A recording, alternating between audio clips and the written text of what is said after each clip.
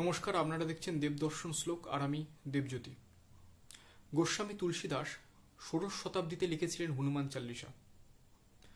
হনুমানজির কি কি কাজ করেছেন তাই নিয়ে বিস্তারিত আলোচনা হনুমান চাল্লিশায়। সেখানে একটি পংক্তি আছে যে যুগ সহস্র যোজনপর ভানু লিল্য তাহি মধুর ফল জানু। এই যুগ সহস্র যোজনপর ভানু বলতে গোস্বামী তুলসীদাস সেই সময় দাঁড়িয়ে ঠিক কি বলতে চেয়েছেন। এক যুগ অর্থাৎ 12,000 বছর, সহস্র অর্থাৎ হাজার, যুগ সহস্র যোজন অর্থাৎ 1 যোজন অর্থাৎ 8 মাইল।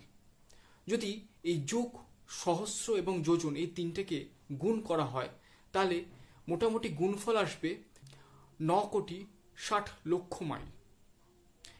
আমরা জানি 1 মাইল ইজুকাল টু 1.6 কিলোমিটার। এবার 9,60,00,000 মাইল ইন্টু 1.6 কিলোমিটার করলে দেখা যাবে যে তার হিসেবটা দেখাচ্ছে 15,36,00,000 কিলোমিটার। আধুনিক যুগের বিজ্ঞান আবিষ্কার করতে পেরেছে যে মোটামুটি পৃথিবী থেকে সূর্যের দূরত্ব 15 কোটি কিলোমিটার।